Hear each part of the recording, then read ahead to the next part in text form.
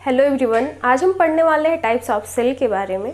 तो चलिए वीडियो शुरू करते हैं। सेल्स जो होती हैं वो दो प्रकार की होती है, या फिर यूँ कह सकते हैं कि जो जीव होते हैं वो दो प्रकार की सेल्स से निर्मित होते हैं या दो प्रकार की सेल्स से बने होते हैं। वो सेल कौन कौन सी होती है?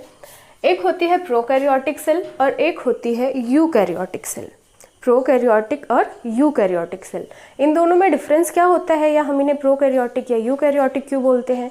जो प्रोकैरियोटिक सेल होती है, प्रो का अर्थ होता है प्रिमिटिव, प्रिमिटिव का मतलब होता है प्राचीन या फिर पुराना, और जो कैरियोटिक शब्द यहाँ पे यूज किया गया है वो कैरियन से लिया गया है। जब हम न्यूक्लियस पढ़ रहे थे तो वहाँ पे हमने देखा था कि न्यूक्लियस को हम कैरियन भी बोलते हैं। तो यहाँ पे जो कैरियोट या जो कैरियोटिक शब्द यूज किया गया है वो न्यूक्लियस से डिराइव है। फिर उसके बाद है यूकैरियोटिक। यू का अर्थ होता है इसमें ट्रू, और कैरियोट शब्द अगेन यहाँ पे न्यूक्लियस से ही लिया गया है। तो ये सेल्स जो होती हैं इसमें प्रिमिटिव टाइप का, प्राचीन या पुराना टाइप का न्यूक्लियस पाया जाता है, और जो यूकैरियोटिक सेल्स होती हैं इसमें ट्रू या फिर वेल डेवलप्ड न्यूक्लियस पाया जाता है यूकैरियोटिक सेल्स में।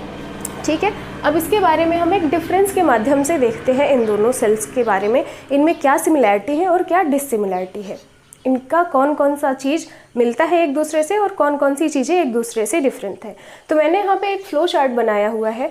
सबसे पहले उसमें मैंने लिखा है कैरेक्टर, मतलब कौन कौन से लक्षण हैं जो एक दूसरे से अलग हैं, कौन कौन से लक्षण हैं जो एक दूसरे के सिमिलर हैं। तो सबसे पहले हम इनमें डिफरेंस देख लेते हैं। ठीक है, कैरेक्टर्स में मैंने यहाँ पे 9 पॉइंट्स लिखे हैं।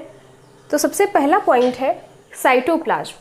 साइटोप्लाज्म जो होता है वो सेल के अंदर पाया जाने वाला एक लिक्विड मटेरियल होता है। ठीक है, साइटोप्लाज्म सेल के अंदर पाया जाने वाला एक ट्रांसपेरेंट सा लिक्विड मटेरियल होता है।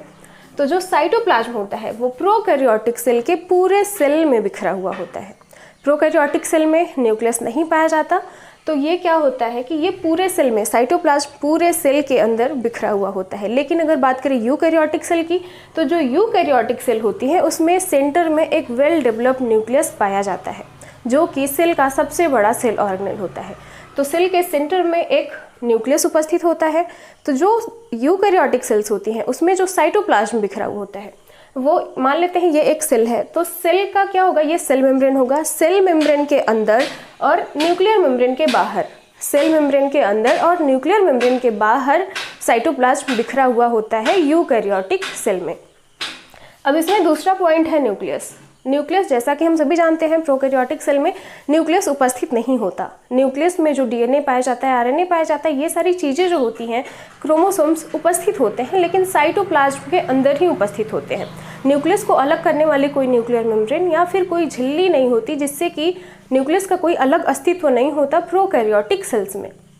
तो यहाँ पे क्या होता है, न्यूक्लियस नहीं पाया जाता। ऐसा न्यूक्लियस जो किसी भी झिल्ली से ना घिरा हो उसे हम बोलते हैं न्यूक्लियोइड।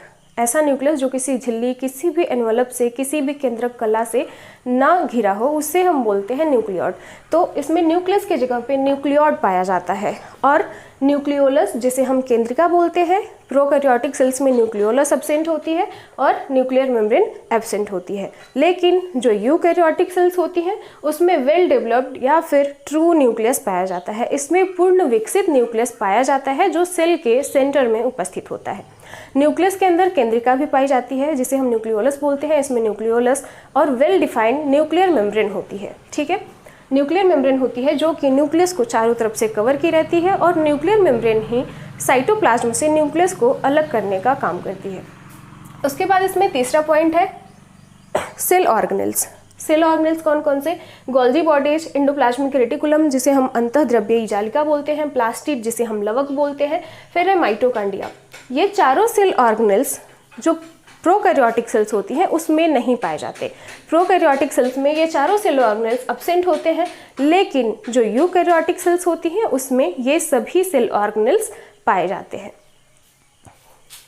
फिर उसके बाद है माइटोसिस और मियोसिस। माइटोसिस और मियोसिस क्या होता है? ये सेल डिवीजन है। सेल डिवीजन जो कि सेल्स में होता है, जिससे कि सेल डिवाइड होती हैं, अपना संख्या बढ़ाती हैं। तो ये माइटोसिस और मियोसिस क्या है? सेल डिवीजन है।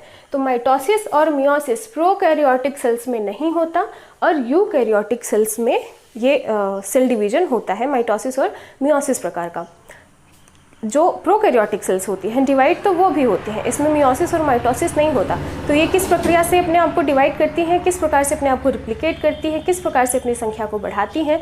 तो जो प्रोकैरियोटिक सेल्स होती हैं उसमें होता है बाइनरी फ्यूजन। बाइनरी फ्यूजन के द्वारा ये अपनी संख्या को बढ़ाती हैं या अपने आप को डुप्लीकेट करती हैं या फिर डिवाइड होती हैं। ठीक है, इसमें अगला पॉइंट है रेस्पायरेशन। रेस्पायरेशन को हम श्वसन बोलते हैं। हमारी कोशिकाओं में कोशिकीय श्वसन होता है, हम श्वसन करते हैं, ब्रीथ करते हैं, ऑक्सीजन लेते हैं। वो ऑक्सीजन कहाँ पे जाता है? सेल्स के पास, एक एक सेल के पास जाता है, जिसे हम सेलुलर रेस्पायरेशन बोलते हैं। तो जो प्रोकैरियोटिक सेल्स होती हैं उसमें सेलुलर रेस्पायरेशन प्लाज्मा मेम्ब्रेन में होती है। कहाँ पे होती है? Plasma membrane. ये जो झिल्ली दिखाई दे रही है जो प्रोकैरियोटिक सेल की प्लाज्मा मेम्ब्रेन होती है उसके झिल्ली में रेस्पायरेशन होता है। लेकिन जो यूकैरियोटिक सेल्स होती हैं जो जिसमें वेल डेवलप्ड न्यूक्लियस पाया जाता है उसमें एक अलग से सेल ऑर्गेनेल पाया जाता है रेस्पायरेशन के लिए, जिसे हम बोलते हैं माइटोकांड्रिया। जो यूकैरियोटिक सेल्स होती हैं उसमें माइटोकांड्रिया के अंदर रेस्पायरेशन होता है जिससे कि सेल को एनर्जी मिलती है। ठीक है, अब उसके बाद अगला पॉइंट है राइबोसोम्स। राइबोसोम्स कॉमन होते हैं, दोनों सेल्स में पाए जाते हैं, प्रोकैरियोटिक और यूकैरियोटिक दोनों सेल्स में ये पाए जाते हैं। इनका काम क्या होता है? प्रोटीन का उत्पादन। और प्रोटीन दोनों सेल्स को आवश्यकता होती है अपने आकार को बढ़ाने के लिए या फिर सेल डिवाइड करने के लिए, सेल की ग्रोथ के लिए प्रोटीन आवश्यक होती है। तो इसीलिए प्रोटीन दोनों सेल्स में पाई जाती है, चाहे वो प्रोटीन की आवश्यकता दोनों सेल्स को होती है, इसीलिए राइबोसोम्स दोनों सेल्स में पाए जाते हैं, चाहे वो प्रोकैरियोटिक सेल हो या फिर यूकैरियोटिक सेल हो। तो जो प्रोकैरियोटिक सेल होती है उसमें 70S प्रकार का राइबोसोम्स पाया जाता है। 70S प्रकार का राइबोसोम्स जो होता है वो 80S प्रकार के राइबोसोम से छोटा होता है। इसमें 70S प्रकार का राइबोसोम्स पाया जाता है, लेकिन जो यूकैरियोटिक सेल्स होती हैं उसमें 70 और 80 दोनों प्रकार का राइबोसोम्स पाया जाता है। जो 70S प्रकार का राइबोसोम्स पाया जाता है वो माइटोकांड्रिया और प्लास्टिड के अंदर मतलब सेल ऑर्गेनेल्स के अंदर पाया जाता है, लेकिन जो 80S प्रकार का राइबोसोम्स होता है वो एंडोप्लाज्मिक रेटिकुलम से चिपका होता है, न्यूक्लियस के अंदर पाया जाता है या फिर सेल के अंदर पाया जाता है। अब उसके बाद इसमें अगला टॉपिक है, अगला पॉइंट है सेल वॉल। सेल वॉल ये भी कॉमन होती है, दोनों सेल्स में पाई जाती है, चाहे वो प्रोकैरियोटिक हो या फिर यूकैरियोटिक हो। प्रोकैरियोटिक सेल्स की जो सेल वॉल होती है वो काफ़ी थिन होती है, काफ़ी पतली होती है, लेकिन जो यूकैरियोटिक सेल की सेल वॉल होती है वो थोड़ी थिक होती है प्रोकैरियोटिक सेल के सेल वॉल की अपेक्षा। और ये किस में पाई जाती है? केवल और केवल प्लांट सेल में पाई जाती है सेल वॉल यूकैरियोटिक सेल्स में। इसमें अगला पॉइंट है वैक्यूल। वैक्यूल को हम हिंदी में रिक्तिका बोलते हैं।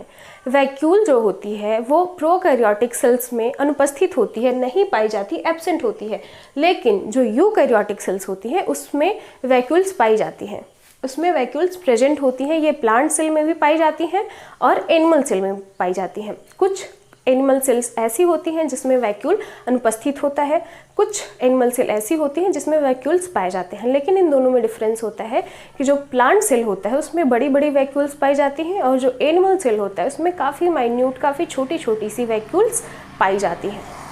फिर उसके बाद है अगला पॉइंट है लाइसोसोम। लाइसोसोम क्या है? एक सेल ऑर्गेनेल है जो कि एक मेम्ब्रेन से घिरा हुआ होता है, उसमें बहुत सारे हाइड्रोलिटिक एंजाइम्स पाए जाते हैं। तो जो लाइसोसोम है वो प्रोकैरियोटिक सेल्स में एब्सेंट होता है, नहीं पाया जाता, लेकिन जो यूकैरियोटिक सेल्स होती हैं यूकैरियोटिक सेल्स में केवल एनिमल सेल में लाइसोसोम पाया जाता है, केवल और केवल एनिमल सेल में, ये प्लांट सेल में नहीं पाया जाता। तो इसमें डिसिमिलैरिटी इतनी सारी हो गई। इसमें सिमिलर चीज़ें क्या क्या हैं? सिमिलर ये है कि सेल वॉल जो होती है वो दोनों सेल्स में पाई जाती है, एक में थिन होती है और एक में थिक होती है। जो सेल मेम्ब्रेन होती है, सेल मेम्ब्रेन दोनों में पाई जाती है, सेल मेम्ब्रेन या फिर प्लाज्मा मेम्ब्रेन दोनों में पाई जाती है। इसमें राइबोसोम्स दोनों में पाए जाते हैं, साइटोप्लाज्म दोनों में पाया जाता है, डीएनए दोनों में पाया जाता है। ठीक है, इन दोनों में ये सिमिलरिटी है, डीएनए दोनों में पाया जाता है और सेल मेम्ब्रेन जो होती है प्लाज्मा मेम्ब्रेन दोनों में पाई जाती है, सेल वॉल दोनों में पाई जाती है और साइटोप्लाज्म दोनों में पाया जाता है। लेकिन यहाँ पे जो डीएनए इन दोनों सेल्स में पाया जाता है, जो प्रोकैरियोटिक सेल में पाया जाता है वो सर्कुलर डीएनए होता है। किस प्रकार का डीएनए होता है? सर्कुलर डीएनए होता है। और जो यूकैरियोटिक सेल्स में पाया जाता है वो लीनियर डीएनए होता है।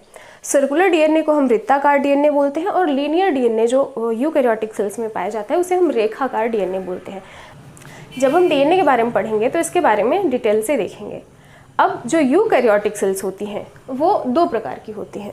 यूकैरियोटिक सेल 2 प्रकार की होती हैं, एक होती है प्लांट सेल और एक होती है एनिमल। तो हम देखते हैं प्लांट सेल और एनिमल सेल के बारे में। ये दोनों सेल्स जो होती हैं वो यूकैरियोटिक सेल्स होती हैं। इन दोनों में वेल डेवलप्ड न्यूक्लियस पाया जाता है, लेकिन इन दोनों में कुछ चीज़ें ऐसी होती हैं जो कॉमन होती हैं, कुछ चीज़ें ऐसी होती हैं जो केवल प्लांट सेल में पाई जाती हैं, कुछ चीज़ें ऐसी होती हैं जो केवल एनिमल सेल में पाई जाती हैं। तो चलिए देखते हैं। सबसे पहले है इसमें सेल वॉल। प्लांट सेल में एक प्लाज्मा मेम्ब्रेन के बाहर एक और मेम्ब्रेन पाई जाती है जिसे हम बोलते हैं सेल वॉल। सेल वॉल जो होती है सेलुलोज की बनी होती है और ये केवल प्लांट सेल में पाई जाती है। एनिमल सेल में ये एब्सेंट होती है, एनिमल सेल में अनुपस्थित होती है।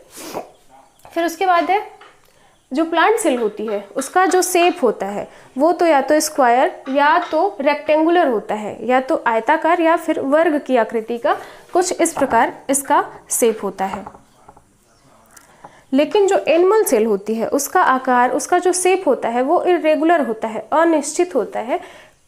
कभी कभी ये राउंड शेप में होती है। कैसा शेप होता है इसका? गोल आकृति का या फिर राउंड शेप में एनिमल सेल होती है। फिर उसके बाद है सेंट्रोसोम और लाइसोसोम। सेंट्रोसोम और लाइसोसोम क्या है? ये दोनों सेल ऑर्गेनेल होते हैं। जो सेंट्रोसोम और लाइसोसोम दोनों सेल ऑर्गेनेल्स प्लांट सेल में नहीं पाए जाते। ये प्लांट सेल में एब्सेंट होते हैं लेकिन एनिमल सेल में पाए जाते हैं। लाइसोसोम, इसे हम आत्मघाती थैली बोलते हैं। इसका काम क्या होता है? इसमें बहुत सारे हाइड्रोलिटिक एंजाइम्स भरे होते हैं। ये एंजाइम्स किसी भी कारण, अगर झिल्ली इसकी फटती है, किसी भी प्रकार से ये सेल में आते हैं तो ये सेल को डाइजेस्ट कर जाते हैं। इसे हम आत्मघाती थैली बोलते हैं। लेकिन जो सेंट्रोसोम होता है, सेंट्रोसोम इसका काम क्या होता है? ये केवल एनिमल सेल में पाया जाता है।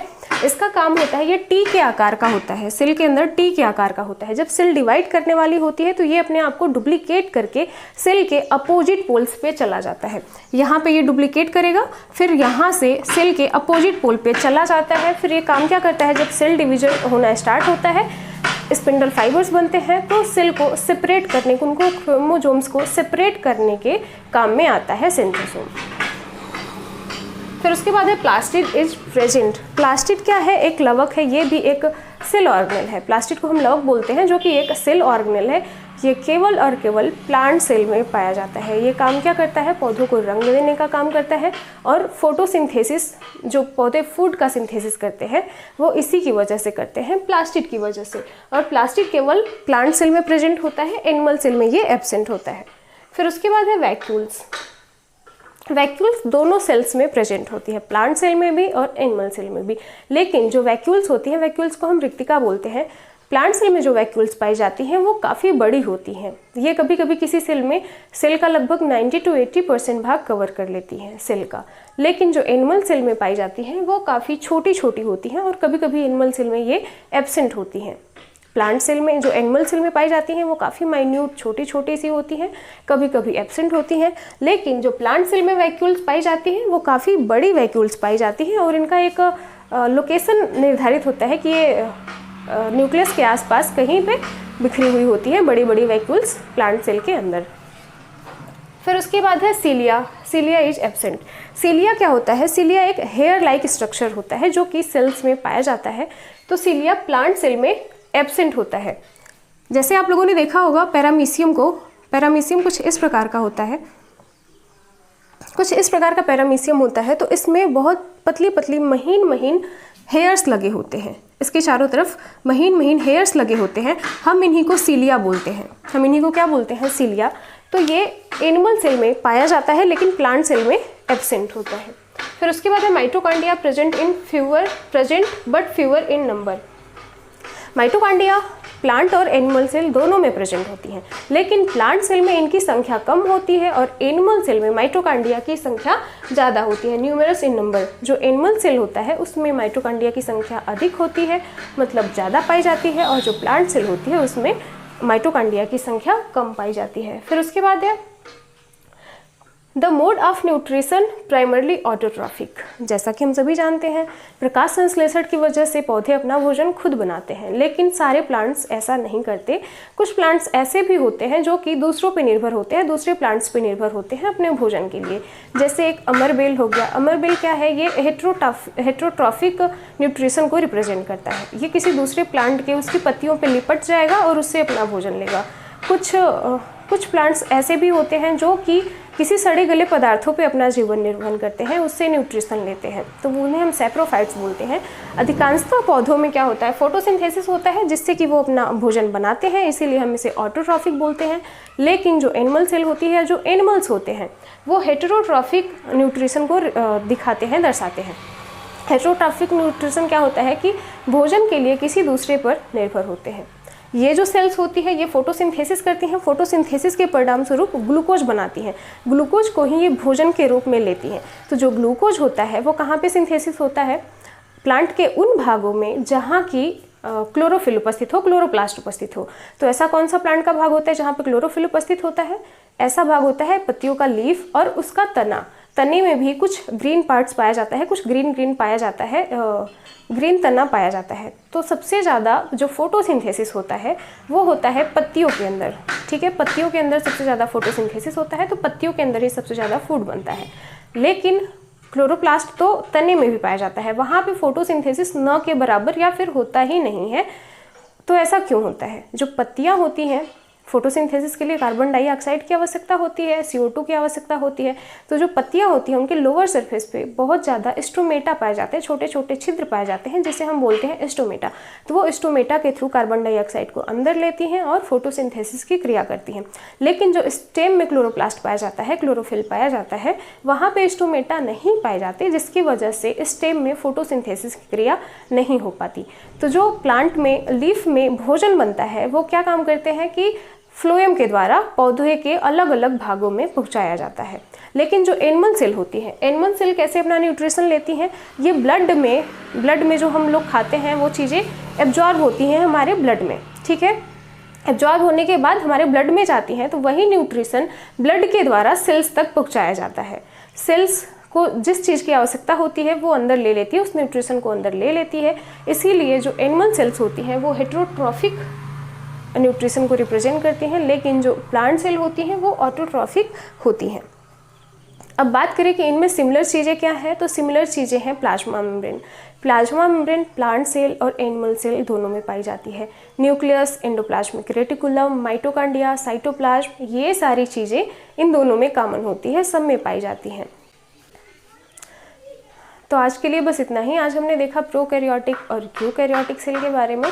जो प्रोकैरियोटिक सेल्स होती हैं वो प्रिमिटिव सेल्स होती हैं। प्रिमिटिव सेल्स मतलब पुरानी सेल्स। ऐसा माना जाता है कि जब पृथ्वी की उत्पत्ति हुई थी तो सबसे पहले प्रोकैरियोटिक सेल्स यूनिसेलुलर ऑर्गेनिज्म आए थे, बैक्टीरिया आए थे, जो कि किस प्रकार की सेल्स हैं, प्रोकैरियोटिक सेल्स हैं। और बैक्टीरिया किस प्रकार के ऑर्गेनिज्म है, यूनिसेलुलर ऑर्गेनिज्म। तो जब पृथ्वी पर जीवन के अनुकूल परिस्थितियाँ बनी, फेवरेबल कंडीशंस बना कि पृथ्वी पर किसी जीव की उत्पत्ति हो, तो सबसे पहले बैक्टीरिया आए थे। इन्हें हम सबसे पुराना जीव बोल सकते हैं, तो इसीलिए हम इसे प्रिमिटिव या फिर प्रोकैरियोटिक सेल बोलते हैं। फिर उसके बाद है धीरे धीरे परिस्थितियाँ चेंज होती गईं और प्रोकैरियोटिक सेल से फिर यूकैरियोटिक सेल बना। यूकैरियोटिक सेल जिसमें वेल डेवलप्ड न्यूक्लियस पाया जाता है। फिर उसके बाद हमने प्लांट सेल और एनिमल सेल के बारे में देखा, जो कि यूकैरियोटिक सेल्स होती हैं। इन दोनों में डिफरेंस था, मेजर डिफरेंस ये होता है कि इसमें प्लास्टिड पाया जाता है प्लांट सेल में और एनिमल सेल में एब्सेंट होता है। प्लांट अपना भोजन खुद बनाता है और एनिमल अपने भोजन के लिए दूसरों पर निर्भर होता है।